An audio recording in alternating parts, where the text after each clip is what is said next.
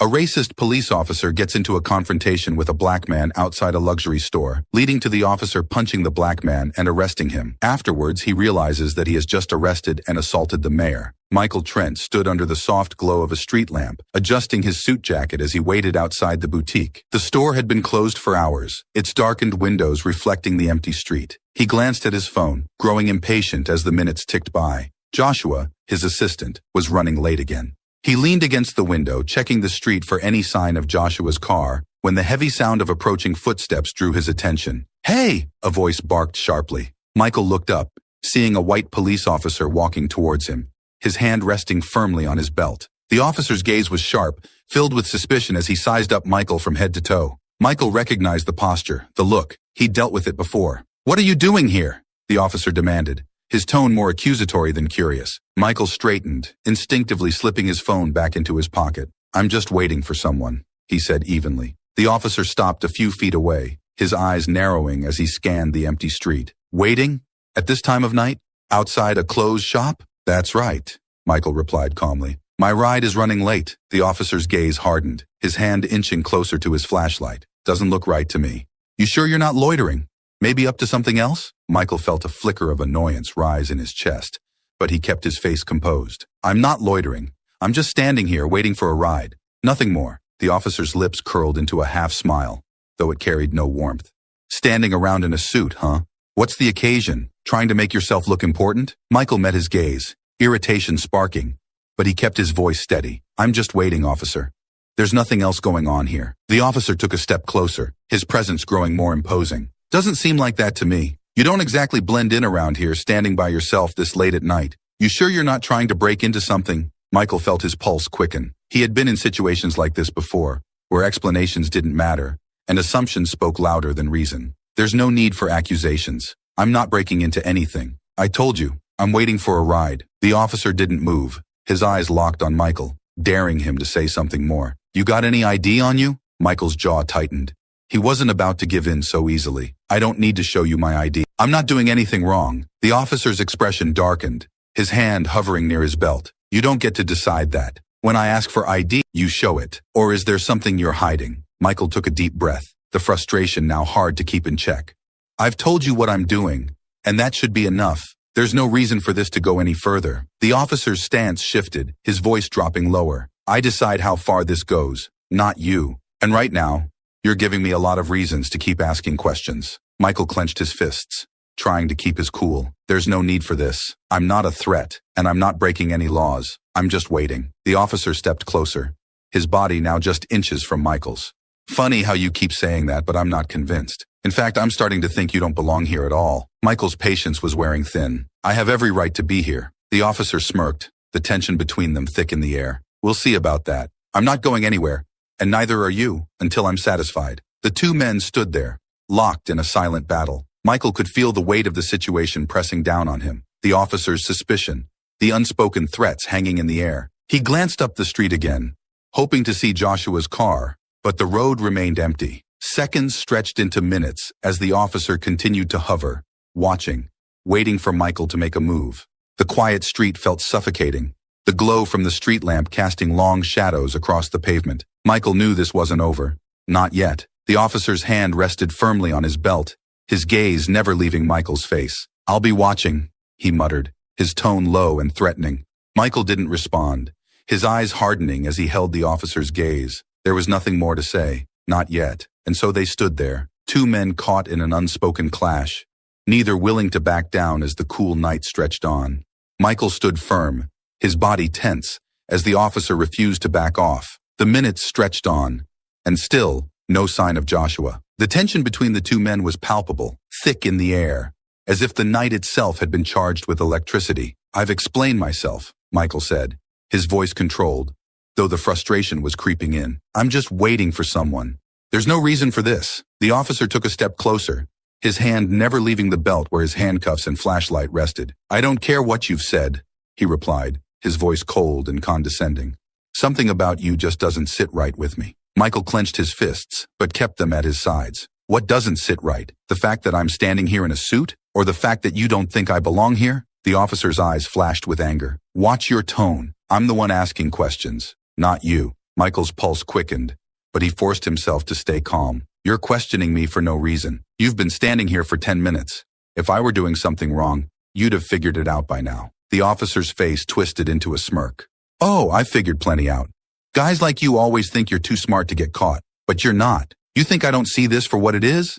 Loitering? Looking for a chance to break into a place like this? Michael couldn't hold back any longer. Loitering? That's what you think this is? I'm waiting for my assistant. That's it. You've been standing here, harassing me, and now you're looking for any excuse to make it worse. The officer's smirk vanished, replaced by a hardened glare. Harassing you? I'm doing my job.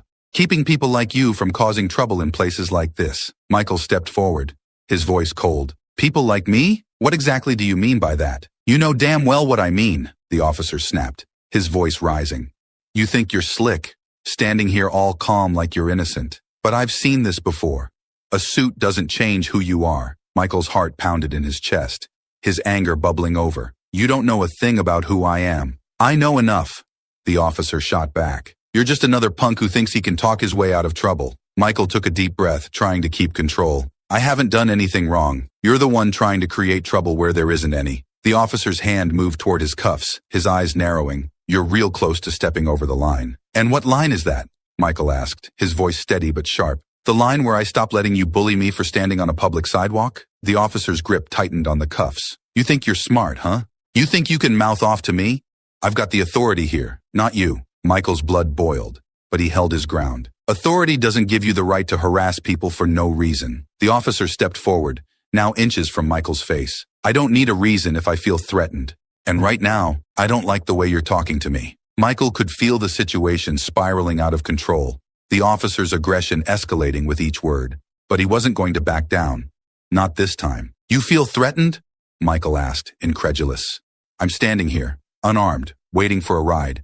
And you're the one threatening to arrest me. That's not how this works. The officer's jaw clenched, his hand hovering over the cuffs. I'll decide how this works. You're done talking. Michael squared his shoulders, meeting the officer's gaze head on. I'm not done until you stop treating me like a criminal. The officer's eyes blazed with fury, and without another word, he grabbed for the cuffs. That's it. You're under arrest. Michael's heart pounded as he watched the officer's hand move toward him, the cuffs gleaming under the street lamp. This was it. It was happening, and there was nothing he could do to stop it. Michael's heart raced as the officer grabbed for the cuffs, the cold steel glinting in the dim light. The weight of the moment hit him all at once. He couldn't let this happen. Not like this. Instinctively, he took a step back, his hands raised. You can't do this, he said, his voice sharp, the anger and fear mixing together. I haven't done anything wrong. The officer's eyes flared, his grip tightening on Michael's arm. You just crossed the line. Don't resist. Michael jerked his arm away, his pulse pounding in his ears. I'm not resisting, but you're not arresting me for no reason. The officer's face twisted with frustration, his hand shooting out again, this time with more force. He caught Michael by the wrist, pulling him forward with a rough yank. You think you're above the law? Think again. Michael tried to pull free, his movements quick but controlled. Get off me. The officer's patience snapped. You want to resist? Fine. His voice dripped with venom as he shoved Michael hard against the boutique window, the glass rattling from the impact. Michael's shoulder slammed into the cold surface, the shock of pain radiating through his body. I said, get off. He struggled to twist free, his muscles tense with the surge of adrenaline. The officer leaned in close, pressing Michael harder against the window, his breath hot on his neck. I told you to stop resisting, the officer growled. Michael's breath came in short bursts as he struggled to push the officer away. His mind raced. How had this escalated so quickly? I'm not resisting. You're the one pushing this too far. The officer's grip tightened, his fingers digging into Michael's arm. That's it. I'm done playing with you. Without warning, the officer swung his fist. The punch landed squarely on Michael's jaw, a hard, brutal impact that sent him reeling. His head snapped to the side, pain exploding across his face as he stumbled against the window. His vision blurred for a moment, the world spinning around him. Michael gasped, his hand instinctively going to his face, the sharp sting of the blow still radiating through his skull. He struggled to steady himself, his mind spinning from the shock. You just had to push it, the officer muttered, his voice cold and unforgiving. He grabbed Michael again, this time slamming him face first into the glass with more force. Now you're gonna learn your lesson. Michael groaned as his chest pressed hard against the window, the rough texture of the officer's hand squeezing his arms behind him. You can't do this. he panted, struggling to find his voice through the haze of pain. "Watch me!"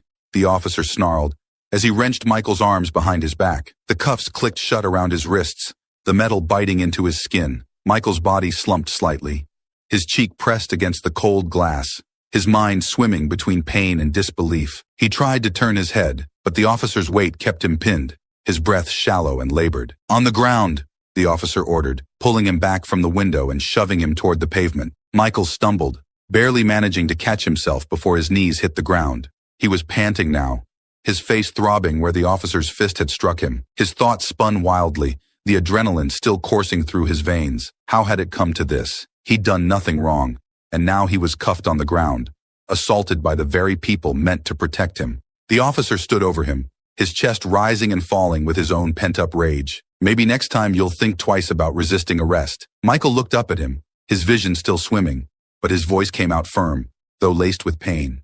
"You're going to regret this." The officer sneered, towering over him with the cuffs now secured. "Not as much as you will." As the night air pressed down on them, Michael knew this was far from over. This was just the beginning. Michael felt the tight grip of the handcuffs bite into his wrists as the officer roughly pushed him toward the patrol car. His jaw still throbbed from the punch, his body tense from the confrontation.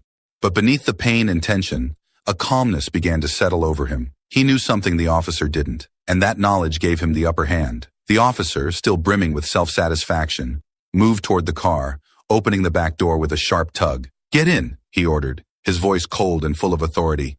"I warned you not to resist." Michael didn't move. Instead, he straightened himself, took a deep breath, and with a quiet, almost smug smile said, "Before you throw me in that car, why don't you check my ID?" The officer froze, his hand still on the door, his brow furrowing in confusion. "What are you talking about?" Michael's smile grew ever so slightly. "You heard me. Check my ID. It's in my wallet." The officer hesitated, narrowing his eyes as if trying to decide whether this was some sort of trick. "You've had plenty of time to give me your ID. Now, you want to cooperate?" Michael met his gaze, his voice calm and laced with quiet confidence. "Check it. You're going to want to know who you've just cuffed before this gets worse for you." The officer's confidence faltered, but he still wasn't fully buying it. "Fine. Let's see what you've got," he muttered, reaching into Michael's pocket and pulling out his wallet. With a flick of his wrist, the officer opened it and pulled out the ID card. For a moment, he squinted at it, his expression unreadable. But as he processed the information, the color drained from his face. The name, the title, everything clicked into place. His eyes darted from the ID back to Michael, disbelief and panic flashing across his features. That's right," Michael said, his voice smooth and unhurried. "I'm the mayor of this city." The officer's face went pale, the full weight of what he had just done sinking in. He looked back at the ID as if hoping it would change, but it didn't. The realization hit him hard. He had just assaulted and arrested the highest-ranking official in the city. The officer's hands trembled as he fumbled with the cuffs, his previous aggression gone, replaced by panic. "Sir, I didn't know. I didn't realize." Michael cut him off, his voice still calm but now sharper, more commanding. "You didn't realize because you assumed. You let your prejudice blind you, and now you're in a situation you can't talk your way out of." The officer's face flushed with embarrassment and fear as he hurriedly unlocked the cuffs, freeing Michael's wrists. I'm sorry, sir. I didn't mean." "Didn't mean?" Michael's voice rose slightly as he rubbed his sore wrists, his eyes blazing with restrained fury. "You didn't mean to punch me? You didn't mean to throw me up against that window and treat me like a criminal?" The officer stumbled over his words, trying to find some way to salvage the situation. "Sir, I thought you were—" "You thought," Michael snapped, cutting him off again. "That's the problem. You didn't think. You saw me standing here, and because I didn't fit into your idea of who should be in this neighborhood, you decided I was a threat. That's what you did." The officer stammered, backing up slightly as Michael stepped forward, his voice firm and unforgiving. "Do you have any idea what kind of situation you've put yourself in? Do you understand the consequences of your actions tonight?" The officer's eyes were wide with fear now. "Sir, I'm sorry. I didn't mean for it to go this far." You didn't mean for it to go this far?" Michael's voice was cold, his words slicing through the officer's weak defense. "This is exactly what happens when you let your bias dictate your actions.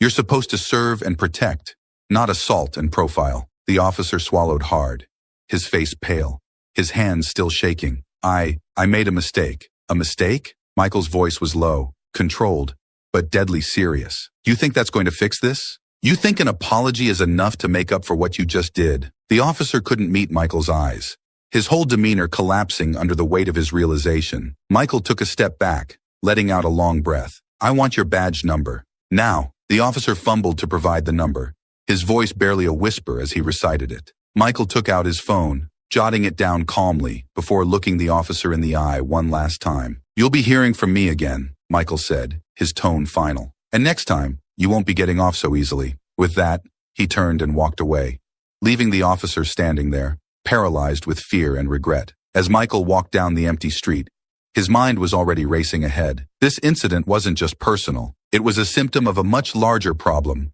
one he was in a position to finally address head-on. And after tonight, that change was going to happen, one way or another. Michael walked briskly down the street, the weight of the night's events settling heavily on his shoulders. His jaw still ached from the officer's punch, and the faint sting of the handcuffs lingered on his wrists. But more than the physical pain, it was the anger bubbling beneath the surface that fueled his steps. He couldn't let this slide. As he turned the corner, away from the scene, he pulled out his phone, his fingers shaking slightly, not from fear but from the adrenaline still coursing through him. He dialed quickly, the familiar number ringing in his ear. After a few rings, a voice answered. Joshua, Michael said, his voice clipped and direct. I need you to meet me at City Hall, now. Joshua's voice came through, confused but concerned. What happened? I was just about to... I'll explain when you get there, Michael interrupted. Just get there as soon as you can. Without waiting for a response, Michael ended the call and slipped his phone back into his pocket. His mind raced as he made his way toward City Hall, the lights of the city casting long shadows on the quiet streets. The officer's smug face flashed in his memory. But more than that, the image of his own reflection in the glass window, pinned, bruised, humiliated, stuck with him. This wasn't just about him anymore. It was about what this represented. The unchecked power, the blatant profiling, the disregard for basic respect. It was all too familiar. And as mayor, he had the power to do something about it. By the time he reached City Hall, Joshua was already waiting outside, his face drawn with concern. What happened? You sounded off on the phone. Michael sighed, taking a moment to steady his thoughts before answering. I was harassed and assaulted by one of our own officers tonight. I was almost arrested. Joshua's eyes widened in shock. What? Are you serious? Michael nodded grimly. Dead serious. He didn't know who I was, just assumed I was up to no good because I was standing in a rich part of town at night. Joshua shook his head, disbelief written across his face. I don't even know what to say. What are we going to do? We're going to act, Michael said firmly. I'm done letting this kind of thing slide. I've been talking about reform for too long. Now I have the proof. This isn't just some abstract problem. It happened to me. Joshua looked at him, his eyes serious. So what's the plan? Michael's mind was already working through the details. First, we're filing a formal complaint against the officer. I have his badge number. Then we're taking this up with the police chief. This has to be handled at the highest level. I'm going to make sure this officer faces the consequences of his actions. And beyond that? Joshua asked. What about the broader issue? Michael's jaw tightened as he remembered the officer's sneering face, the casual violence with which he had treated him. This is going to be the catalyst. I've been pushing for reform in the department for months, but now I have the leverage I need. We're going to take this public if we have to. The community needs to know that this kind of behavior won't be tolerated anymore. Joshua nodded, his expression serious. I'm with you, whatever you need. Good, Michael said, because this isn't going to be easy. The department will push back, and the officer will try to spin this any way he can, but we're not backing down. Joshua looked at him for a moment, then asked quietly, Are you okay though? I mean, physically? Michael touched his jaw, wincing slightly at the lingering pain. I'll be fine. It's not the first time I've taken a hit, but it's bigger than that. We have to make sure this never happens again, to anyone. Joshua nodded, his face grim. All right, let's get to work. As they entered City Hall, Michael felt the weight of the night's events settle into purpose. This was his moment to act, to turn the injustice he'd faced into the fuel for the change the city desperately needed. The officer's smug face and careless actions were a reminder of the systemic problems he'd been trying to fight for years. But now, it was personal, and he wasn't going to let it go. This time, things were going to change. The next day, Michael walked into the police precinct, his jaw still sore from the previous night's assault. The morning light streamed through the windows, casting long shadows across the tile floor. Joshua followed close behind, his face set with a determined expression. They moved with purpose toward the front desk, where an officer glanced up from his paperwork, immediately recognizing Michael. I'm here to see Chief Harlan, Michael said firmly, his voice controlled but calm. The officer hesitated, casting a nervous glance toward Michael's bruised face.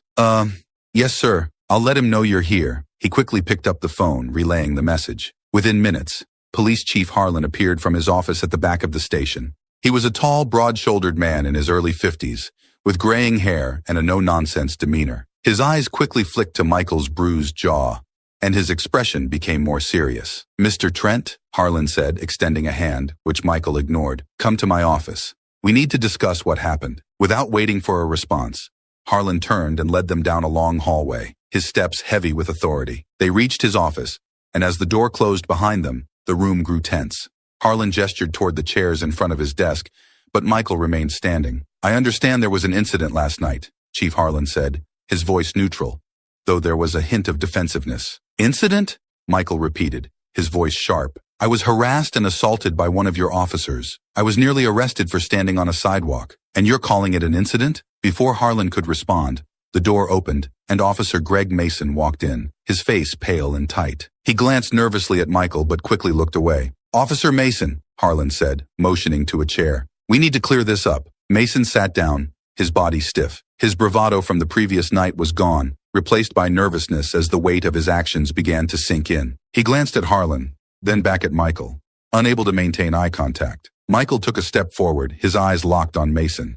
"Tell me, Officer Mason, what exactly were you thinking last night when you decided to ignore everything I said and escalated a situation that didn't need to be anything more than a conversation?" Mason shifted uncomfortably in his chair. I didn't know who you were.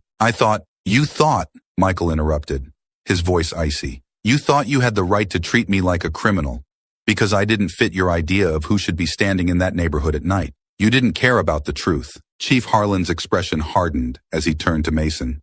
"Officer Mason, you're aware that this behavior is unacceptable. Why didn't you de-escalate the situation?" Mason's eyes flicked between Harlan and Michael. "I made a mistake," he muttered, his voice barely above a whisper. I didn't know." "You didn't know?" Michael's voice rose. "You didn't know because you didn't care to find out.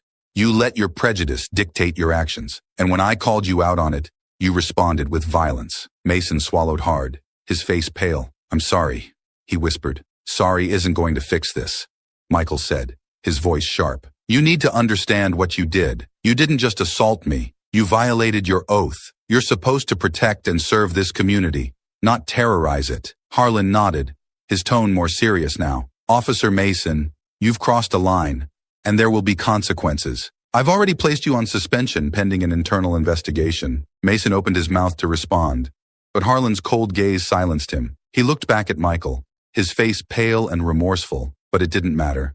The damage had already been done. Michael turned to Harlan, his voice calm but firm. "This isn't just about one officer's behavior. This is about a culture in your department that allows officers like Mason to think they can get away with this. He didn't see me as a person. He saw me as a threat. And that's a systemic issue, one that needs to be addressed now." Harlan's face tightened, but he nodded slowly. "I understand your frustration, Mr. Trent, and I'm committed to addressing this situation." Michael crossed his arms, his expression unrelenting. "Addressing it? This needs more than just an internal investigation. This needs to be public. People need to know that this department is taking real steps to reform. I want a full report made public. Transparency, accountability." Chief Harlan's face hardened slightly, but he kept his tone measured. "We'll make sure the investigation is thorough, and appropriate action will be taken." Michael took a step closer to Harlan's desk, his voice lowering but filled with purpose. "This is bigger than one incident, Chief. This is about the future of this department. If real reforms don't happen, I'll make sure the public knows what's going on. This city deserves better." Harlan held Michael's gaze for a long moment before finally nodding. "Understood." Michael turned to Mason one last time, his voice quieter but no less forceful. "You thought you could get away with this because you assumed you had all the power. But now, you know you don't. And there will be consequences for your actions." Mason didn't respond.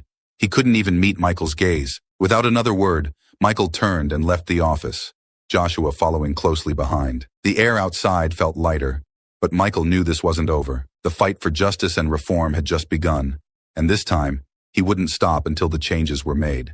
As they exited the precinct, Michael knew that the momentum was finally on his side. Now it was time to make sure the system changed, for good. Michael left the precinct with a clear mind, his steps steady as he and Joshua made their way to the car. The cold morning air filled his lungs as he breathed in deeply, processing the enormity of what had just transpired. He had put the wheels of accountability in motion, but this was only the beginning. Reform, real change, was going to take more than one meeting with the police chief.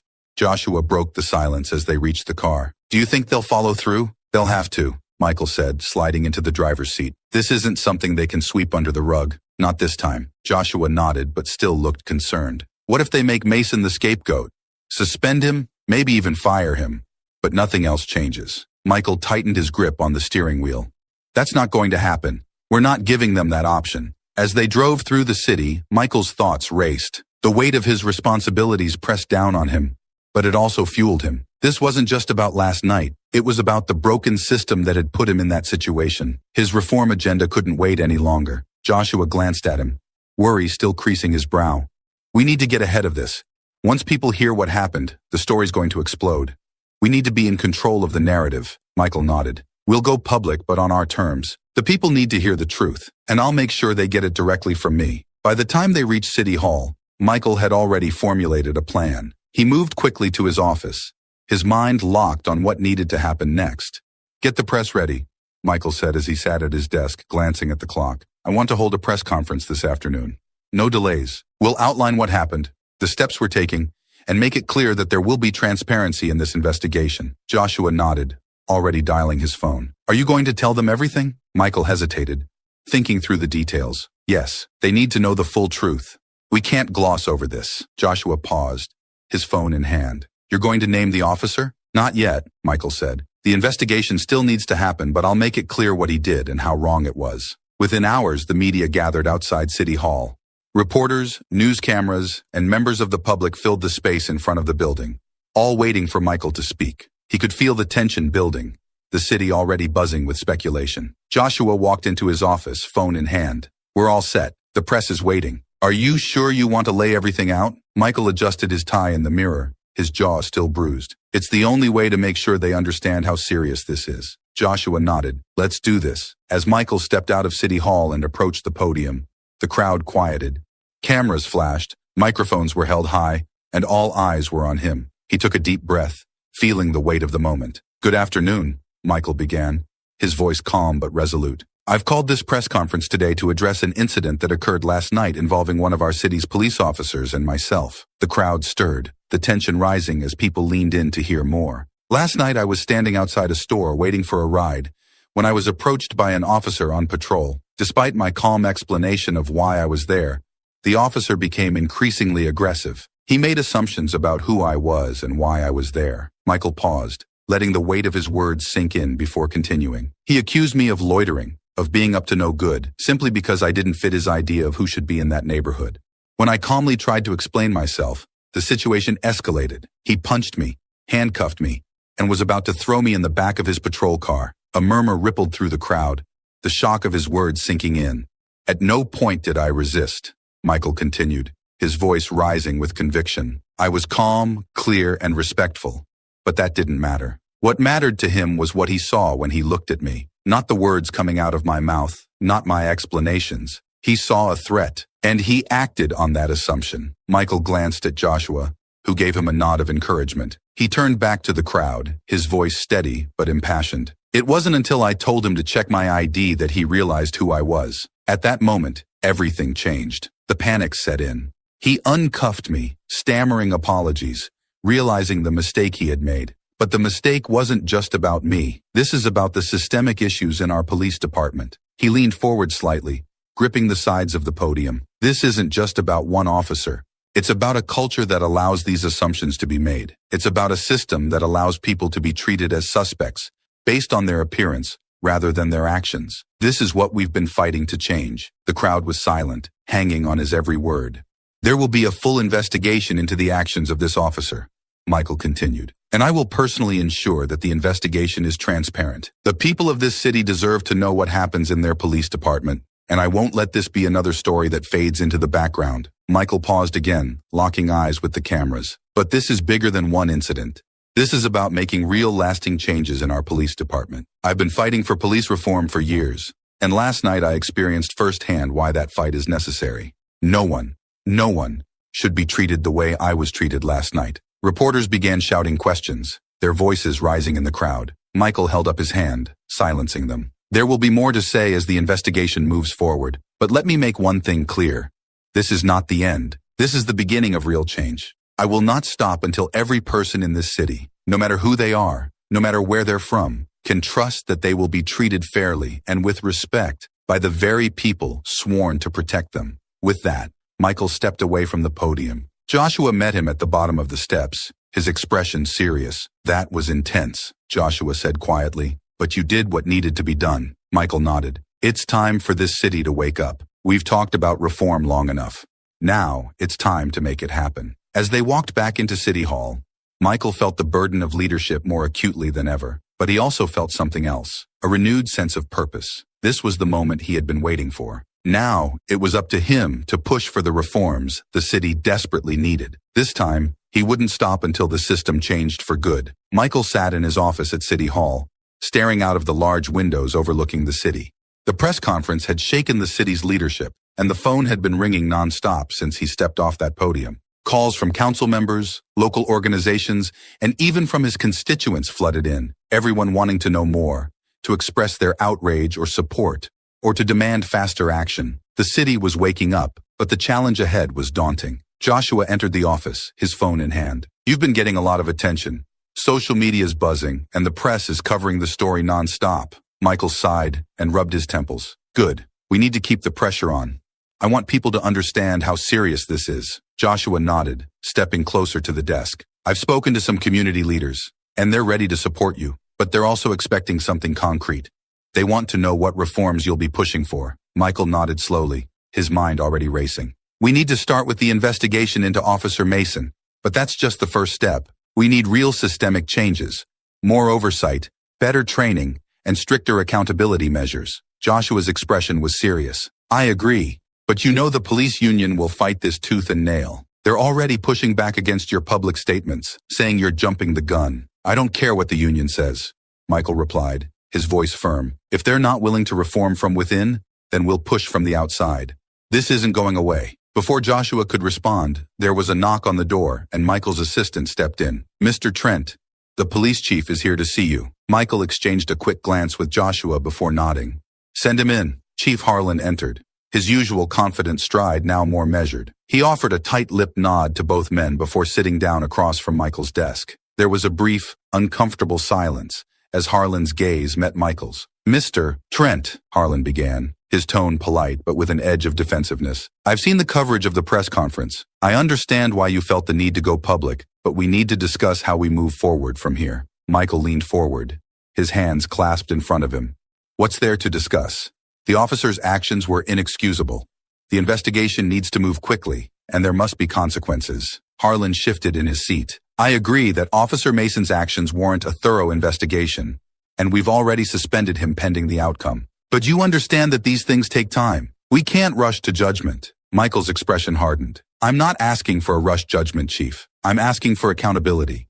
The public needs to know that this is being handled transparently, and that means no delays, no excuses. Harlan frowned slightly. I've served this department for over 30 years. I know the community's trust is fragile right now, but we also have to ensure we follow the proper procedures. Michael took a deep breath, his voice calm but insistent. Chief, this isn't just about procedures. This is about rebuilding trust that's already been broken. Officer Mason's actions are part of a larger problem, and you know it. I've had complaints come across my desk for years, claims of racial profiling, unnecessary force, and most of them go unaddressed. Harlan's jaw clenched. I'm aware of the issues, but sweeping changes can't happen overnight. I'm not asking for overnight changes, Michael said, his voice rising slightly. But we can't sit on our hands while this department loses the faith of the very people it's supposed to protect. The time for small incremental fixes is over.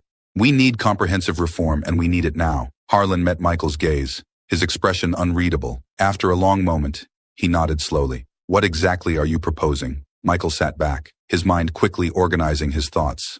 First, we need to establish an independent oversight committee, something outside the department to review complaints of misconduct and make recommendations for discipline. Second, I want mandatory de-escalation training for every officer in the force, with specific training on racial bias. And third, There must be a public reporting system where residents can see the progress of complaints and investigations. Harlan raised an eyebrow. An independent oversight committee? You know the union will push back hard on that. Michael nodded. Let them push, but this is non-negotiable. People need to see that there's accountability, that the department isn't protecting its own at the expense of the community. We can't let internal investigations continue to be handled quietly behind closed doors. Harlan sighed, rubbing the back of his neck. You're asking for a lot. I'm asking for what's necessary, Michael replied firmly. This isn't just about making changes to fix what happened to me. It's about ensuring that what happened to me doesn't happen to anyone else. Harlan looked down for a moment, clearly weighing his options. When he finally spoke, his voice was lower. I understand your position, and I agree that changes are needed. I'll bring this to the department, but you need to be prepared for a fight. Not just from the union, but from officers who feel like they're being targeted. Michael leaned forward again, his eyes locked on Harlan. This isn't about targeting anyone. This is about making the police force better. If any officer feels threatened by accountability, then maybe they shouldn't be on the force in the first place. Harlan's lips thinned, but he nodded. I'll take your proposals to the department leadership. We'll see what we can do. As Harlan stood to leave, Michael remained seated, watching him closely. Remember, Chief, Michael said quietly, the eyes of the city are on us right now. Don't let this opportunity for change slip away. Harlan paused at the door, turning back to Michael. I won't, he said, his tone more sincere than before. We're all in this together, whether we like it or not. When Harlan left, the room fell quiet, and Joshua exhaled sharply. You think he'll actually go through with it? Michael rubbed his jaw, still tender from the night before. He'll have to. We've come too far to let this fall apart now. Joshua nodded, pacing slightly. So, what's next? Michael stood up, walking over to the window and looking out over the city. Next, we keep pushing. We rally the community, we stay visible, and we keep the pressure on until real reforms are in place. This isn't just about one bad officer, it's about changing a system. Joshua crossed his arms, a hint of a smile on his face. I think you're ready for that fight. Michael smiled grimly.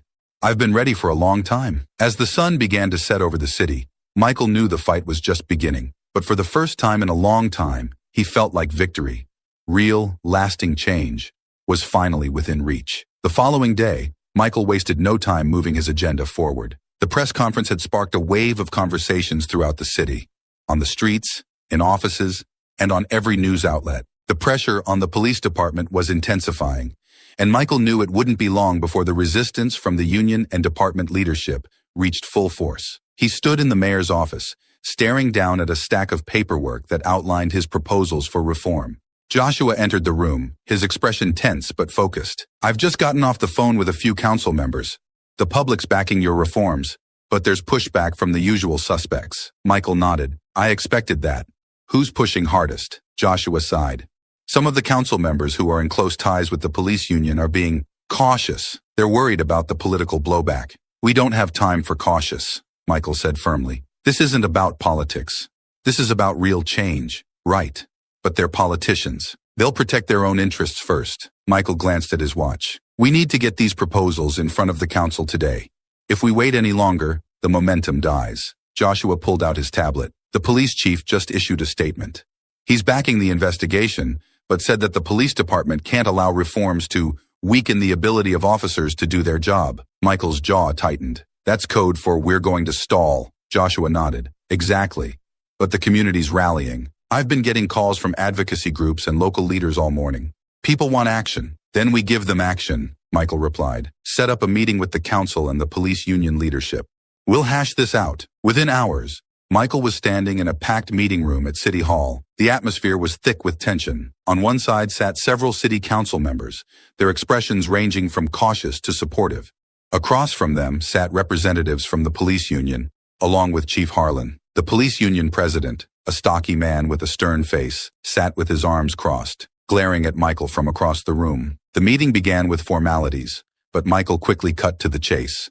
We're not here to debate the need for reform, he said, his voice clear and steady. The people of this city have spoken, and they want accountability. The system as it stands is broken, and we have an obligation to fix it. The union president shifted in his seat. Mayor Trent, we've always worked closely with the city, but some of these reforms you're proposing, they'll tie the hands of our officers. We can't allow that. Michael leaned forward. This isn't about tying anyone's hands. It's about ensuring that officers are held to the standards we expect from those entrusted with protecting the public. If accountability weakens your force, then that's a problem with the force, not the reforms. Chief Harlan cleared his throat.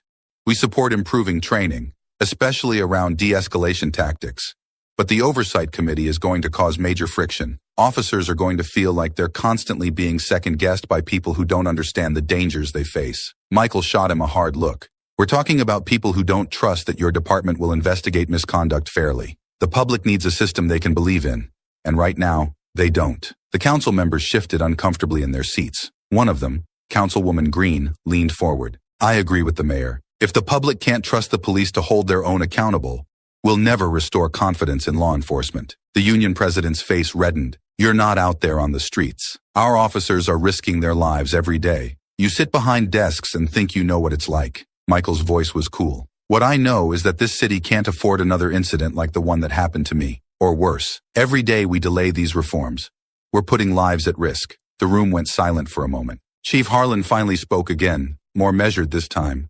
What exactly are you proposing? Michael listed the reforms swiftly, not wanting to leave any room for delay. The Independent Oversight Committee, mandatory racial bias and de-escalation training, public reporting of complaints, and increased accountability for officers who engage in racial profiling or unnecessary force. This isn't just about making the department look better, Michael said. This is about making it better. The union president stood up, clearly furious. You're going to destroy morale. Our officers already feel like they're under siege. Michael didn't flinch. Morale isn't the issue when people are being unjustly harassed, profiled, or worse. The system will improve when the officers who truly want to serve and protect are able to do so in a department that holds everyone accountable. The tension in the room thickened as the union representatives whispered among themselves. After a long pause, one of the council members spoke up. We should take this to a vote. We've heard enough. An hour later, the council had agreed to move forward with Michael's reform package. It was a victory, but Michael knew it was only the beginning. As he left the meeting room, Joshua caught up with him. Well, that wasn't easy, but we got what we needed. For now, Michael said. But the union's not going to take this lying down. We need to prepare for their next move. Joshua nodded. What's next? Michael glanced at his phone, already thinking ahead. Next, we focus on the investigation, and we keep pushing, harder than ever. The wheels of reform were in motion, but Michael knew the real fight was just beginning. Days had passed since the city council agreed to move forward with Michael's reform package, but the process was slow, too slow. The police union was doing everything it could to stall the investigation into Officer Mason, and Chief Harlan had become increasingly unresponsive. Every step forward seemed to be met with new delays, and Michael could feel the pressure building from the community. He knew the public wouldn't wait forever, and neither would he. Sitting in his office, Michael reviewed the latest updates on the investigation, or rather, the lack of updates. Nothing was moving. The department's internal review had stalled under bureaucratic excuses, and Mason's name still hadn't been made public. Joshua entered the room looking frustrated. They're dragging their feet, Mike. The investigation should have been moving by now, but Harlan's people are tying it up in red tape. They're trying to run out the clock. Michael clenched his jaw, his fingers tapping the desk. I knew they'd stall, but this is worse than I expected. The community's getting restless. Joshua nodded. You're right. I've had calls from reporters and local leaders all day asking for updates. People are asking why the officer's name hasn't been released. Michael leaned back in his chair, weighing the options. He had wanted to let the official investigation take its course, but it was clear now that the department was doing everything it could to slow things down. If he waited any longer, the public's trust, already fragile, would evaporate entirely. I'm not waiting anymore, Michael said, his voice firm. If they won't move, we will. It's time to release the officer's name. Joshua's eyes widened slightly. You're sure about that? You know what kind of blowback you'll get. Michael stood up, pacing the room. The people deserve to know who was responsible for what happened to me. The department's trying to protect him, and that's exactly why we're stuck in this mess. They think they can hide behind procedure, but not anymore. Joshua nodded, already pulling out his phone. I'll set up a press release. The media will be all over this. Good, Michael said. Let them be. I'm not going to let Harlan or the union keep stalling while this city waits for justice. Within an hour, Michael was standing at a podium outside City Hall. The press gathered once again. Reporters crowded in close, microphones thrust toward him, the air buzzing with anticipation. Michael looked out at the crowd, his face set with determination. Good afternoon. As many of you know, we have been working on reforms to address the issues within our police department. But despite the commitments made by the department and the city council, the investigation into the actions of Officer Greg Mason has been repeatedly stalled. Enough is enough. The crowd quieted, the tension palpable. I've waited patiently for the police department to move forward with this investigation, Michael continued. But the delays have gone on long enough. Today, I'm releasing the name of the officer involved in the incident that occurred last week. His name is Greg Mason, and he is the officer who wrongfully detained and assaulted me. A murmur rippled through the crowd as reporters began scribbling notes and snapping photos. This isn't just about me, Michael said, his voice rising with conviction. This is about accountability. The people of this city deserve transparency, and they deserve to know who is responsible when misconduct occurs. Officer Mason's actions were unacceptable, and the public has a right to know his name. We will not allow the department to shield him or delay justice. The questions from the reporters came fast and furious, but Michael wasn't done yet. I want to make something else clear, he said, his eyes locked on the cameras. This is not just about one officer. This is about a system that has allowed officers like Mason to act without consequences for far too long. We are pushing for real reform, and I will not stop until this city sees the changes it deserves. As Michael stepped away from the podium, the buzz from the press intensified. Joshua caught up with him as they walked back into City Hall. That was bold, Joshua said, but necessary. Michael nodded, his mind already racing ahead. It was the only move we had left. Harlan and the union won't be able to hide behind the investigation anymore. They'll have to answer for this. Within hours of the press conference, the media was flooded with stories about Officer Mason. His name splashed across every major outlet. The community response was immediate. Protests began forming outside the police station, and calls for action grew louder. But the biggest shock came later that afternoon. Joshua burst into Michael's office, breathless. Harlan just stepped down. Michael looked up, surprised. What? Chief Harlan resigned, Joshua repeated.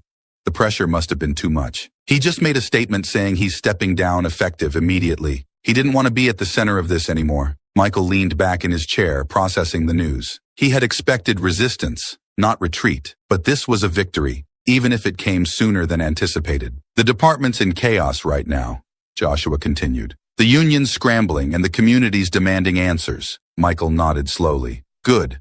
Now we move forward even faster.